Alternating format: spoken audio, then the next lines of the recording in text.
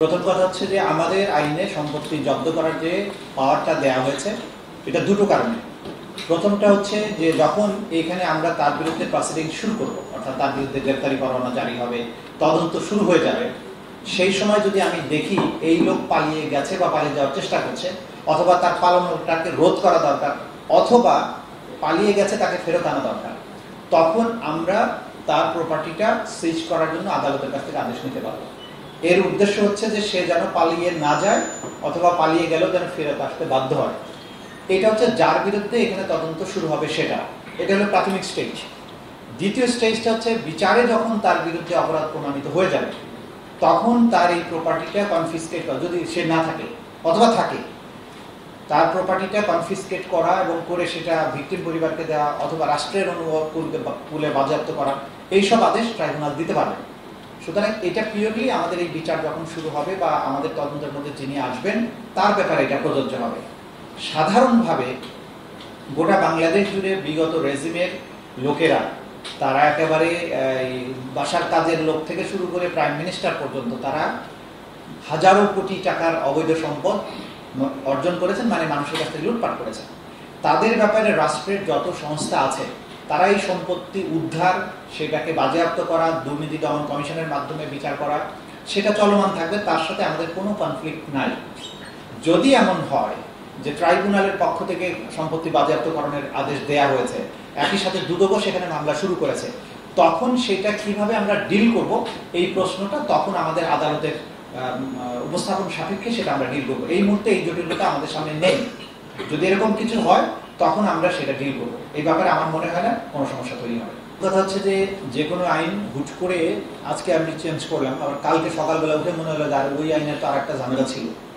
তো আমরা প্রতিদিন সংশোধনের জন্য না গিয়ে যতগুলো সংশোধন দরকার একবারে করার ব্যাপারে আমরা মত দিয়েছি, এবং সেটা ম্যাচিউর স্টেজে আছে। এটা হয়তো এই সপ্তাহে না হলে আগামী সপ্তাহে হয়ে যাবে বলে আমরা আশা করছি। এটা যেহেতু ট্রাইব্যুনাল করবেন, মানে ট্রাইব্যুনালের 3 জন বিচারকের এখতিয়ার, তারা এটা করার আগে প্রসিকিউশনের সাথেও আলোচনা করেছেন। আর ডিফেন্স যেহেতু সেই অর্থে অর্গানাইজড ডিফেন্স নাই, আইনজীবীদের সাথে কথা বলার প্রয়োজন হলে তারা বলবেন। তো বেসিকলি এই যে আইন অনুযায়ী আমাদের বিচার প্রক্রিয়াকে স্মুথ করার জন্য যে সমস্ত জায়গায় নেসেসারি অ্যামেন্ডমেন্ট দরকার, সেগুলোকে একসাথে আইডেন্টিফাই করে রুলস অফ প্রসিডিওর অ্যামেন্ডমেন্ট হবে, এবং এটার জন্য কোনো অর্ডিন্যান্স জারির প্রয়োজন হবে না। ট্রাইব্যুনাল এটা ডিসিশন নেওয়ার পরে এটা প্রজ্ঞাপন আকারে প্রকাশ হলে এটা আইনে পরিণত হবে। সেটার প্রক্রিয়া চলছে, 1 সপ্তাহের মধ্যে আশা করছি হয়ে যাবে। আইনে কি থাকবে কি থাকবে না এটার জবাব প্রসিকিউশন দিতে পারে না। আইন প্রণয়নের ক্ষমতা আইন বিভাগের, অর্থাৎ রাষ্ট্রের। সুতরাং এটা যারা নীতি নির্ধারক, রাষ্ট্রের পলিসি মেকার, তারা ডিসিশন নিয়ে মনে করেছেন যে এটা রাখবেন না, তো আমরা এটা বলতে পারি না। আমরা এরপরেও রাষ্ট্র বিবেচনা করতে পারে, দরকার হতে পারে, দলের বিচারের জন্য যদি আরও কোনো কিছু অ্যাড করতে চান সেটা করতে পারে। এটা পলিসি মেকার যারা, তারা করবেন, আমরা এটা বলতে পারবো না। আমাদেরকে যে আইন দেয়া হয়েছে সেই আইন অনুযায়ী বিচারটা করতে হবে, এবং এই যতটুকু আছে আইনে সেটার মধ্যে যদি কোনো বিচার কার্যের সমস্যা তৈরি হয় বা জেনুইন কোনো নেসেসিটি আসে যে এই আইনটা এরকম না হলে আমাদের কাজের সমস্যা আছে, সেটা আমরা উপস্থাপন করলে সরকার সেই অনুযায়ী হয়তো ব্যবস্থা নেন। কিন্তু পলিসি ম্যাটারের ক্ষেত্রে চিফ প্রসিকিউটরের কার্যালয় রাষ্ট্রকে ইনফ্লুয়েন্স করতে পারে না বা করা উচিত না। ট্রাইব্যুনাল আইন অনুযায়ী যাদের বিরুদ্ধে তদন্তে যাদের বিরুদ্ধে সম্পৃক্ততার প্রমাণ পাবে তাদেরকে গ্রেপ্তার করতে কোনো আইন দ্বারা আটকানো যায় না, কোনো সিদ্ধান্ত দিয়ে বারিত করা যায় না। যারা মানবতা বিরোধী অপরাধের সাথে সম্পৃক্ত এবং আমাদের তদন্ত সংস্থা যাদের সম্পৃক্ততা পাবে, আইন অনুযায়ী তাদের গ্রেপ্তার করা হবে। এই ব্যাপারে অন্য কারো অনুমতির প্রয়োজন হবে না। সাগররুনির কেসের সময় তো বেঁধে দেওয়া ছিল, ফৌজদারি আইনে তো বলা আছে, রক্ষা করা গেছে। মানবতা বিরোধী অপরাধের ক্ষেত্রে এটা জটিল এবং বিস্তৃত ব্যাপার। এটা সময় বেঁধে দেওয়ার, আপনি কিসের ভিত্তিতে সময়টা বেঁধে দিবেন? কারণ 2000 লোক শহীদ হয়েছে বা 1500 লোক শহীদ হয়েছে, 25,000 আহত হয়েছে। যারা গুলি করেছে পুলিশের সংখ্যা সব মিলে তো 50,000 হবে। আবার এর সাথে গুম, এক্সট্রা জুডিশিয়াল কিলিং এর সাথে যারা জড়িত আছে সেগুলো আছে 15 বছর ধরে। সেখানে ভিকটিম আছে, গোপন আছে, প্রকাশ্য ভিকটিম আছে। এইখানে আপনি সময় বেঁধে দিয়ে এটাকে কখনোই করা যাবে না। যেটা করতে হবে, এফিশিয়েন্ট তদন্ত সংস্থাকে দিতে হবে, তারা দ্রুততম সময়ের মধ্যে শেষ করবে। এইটা কতটা দ্রুত করা যাবে এটা আপনি কখনো আগের থেকে আন্দাজ করতে পারবেন না।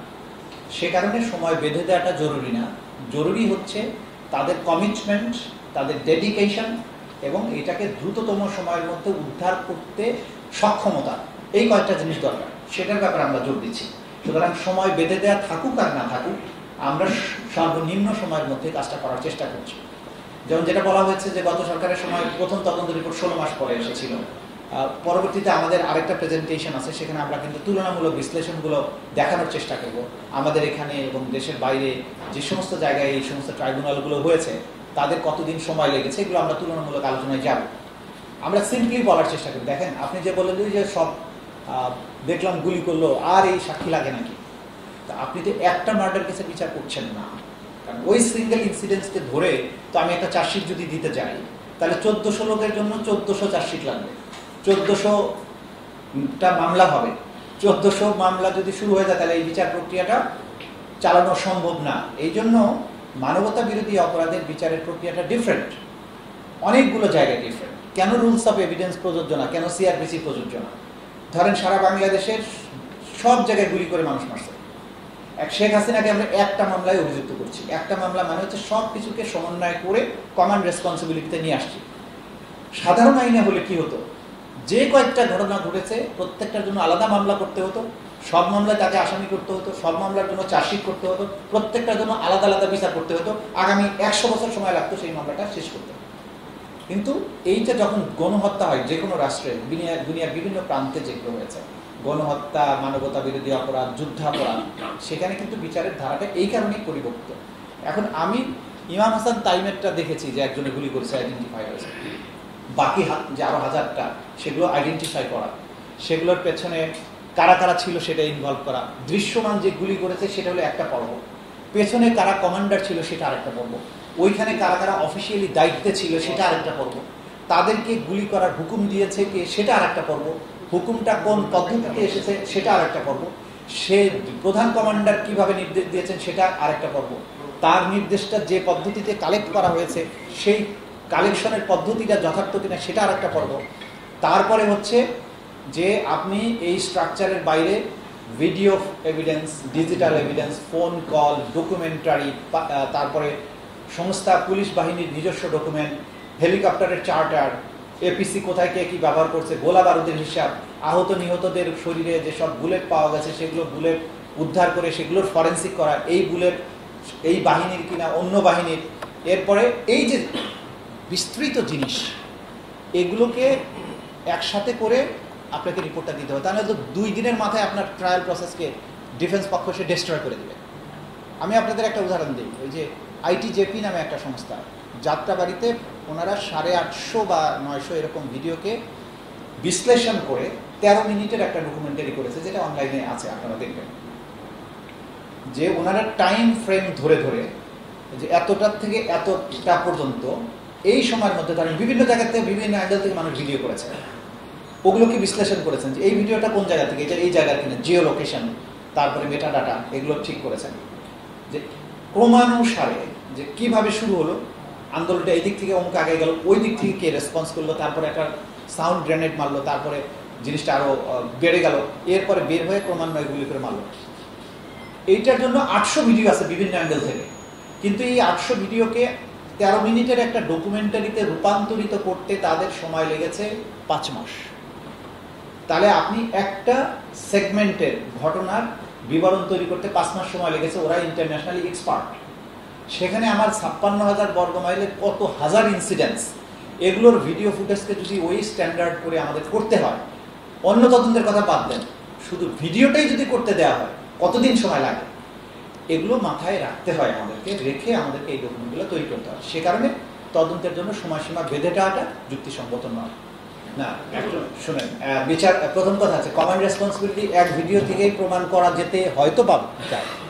আগে ট্রাইব্যুনাল যে স্ট্যান্ডার্ড অফ প্রুভিং ফলো করেছে, আমরা অবশ্যই তাদের সেই স্ট্যান্ডার্ডকে ফলো করব না।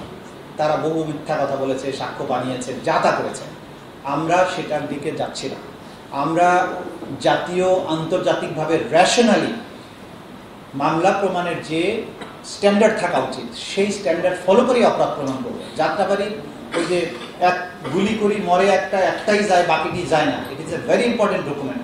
কিন্তু শুধু ওইটার উপরে আমরা ডিপেন্ড করছি না, তার পেছনে আরও অজস্র প্রমাণকে কানেক্ট করে একেবারে ইহদিনাস সিরাতুল মুস্তাকিমের মতো আমরা দেখাবো, যে কেউ দেখে বুঝবে যে হ্যাঁ এইটার থেকে এই পদ্ধতিতে এই কাজটা হয়েছে, যাতে করে জাতীয় আন্তর্জাতিকভাবে কোথাও কোনো প্রশ্ন তোলার সুযোগ তারা না পায়। কারণ একটা জিনিসে আমরা বিশ্বাস করি যে ট্রুথ, এটার একটা আলাদা শক্তি আছে, সত্য ঘটনার একটা আলাদা শক্তি আছে। আমরা যা কিছু নিয়ে আসছি সেগুলো জাজল্যমান সত্য ঘটনা এবং অপরাধ, এটাকে আমরা প্রমাণ করতে সক্ষম হব। এক বিন্দু মিথ্যা অথবা বাইপাস করে কোনো কিছু করার প্রয়োজন আমাদের হবে না। সুতরাং আমরা হাইয়েস্ট লেভেলের, হাইয়েস্ট স্ট্যান্ডার্ডের এভিডেন্স দিয়ে এটা প্রমাণ করব। আর একটা যেটা বললেন আদালতে রাইট থাকা উচিত কিনা, হ্যাঁ রাইট তো আপনাকে দিতেই হবে। একটা বিচার মানে বিচার, তো তাকে 60 দিন সময় দেওয়া আছে, এটা হচ্ছে দ্রুততম সময়ের মধ্যে নিষ্পত্তি করার। কিন্তু এটা যাতে আননেসেসারি ডিলে না হয়। অন্যান্য সাধারণ মামলার ক্ষেত্রে অধিকারগুলো অনেক বিস্তৃত থাকে, কিন্তু এইখানে যাতে এটা যেহেতু গণহত্যা, মানবতা বিরোধী অপরাধ, এটা ওয়াইড স্কেলে হয়েছে, এটার সাথে গোটা জাতি জড়িত, সেই জায়গায় যাতে উইদাউট ডিলে হয় সেজন্য এটা করা হয়েছে। এবং শুধু তাই না, এই আইনটাকে কিন্তু একটা সুরক্ষা দেওয়া হয়েছে সংবিধান থেকে। সংবিধানের সুরক্ষা দেওয়ার কারণে এই আইনের যে কোনো বিষয়কে চ্যালেঞ্জ করে সময় নষ্ট করা, যেটা সাধারণ মামলায় হয়, যে নিচের কোর্টে একটা মামলা হলো, হাইকোর্টে কোয়াশমেন্ট পিটিশন করে 10 বছর কাটাই দিল, আবার ওইটার খারিজ হলো, আবার আপিল করলো, সেখানে 5 বছর কাটাই দিল, এই সুযোগ যাতে না পায়। এটা যেহেতু জাতীয় ইস্যু, গোটা জাতি এর সাথে ইনভলভ, এটার অপরাধের রিকারেন্স যাতে কখনো না হয়, সেই কারণে এটাকে টাইম দিয়ে লিমিট করা হয়েছে এবং সেটাকে সংবিধান দ্বারা প্রোটেকশন দেওয়া হয়েছে।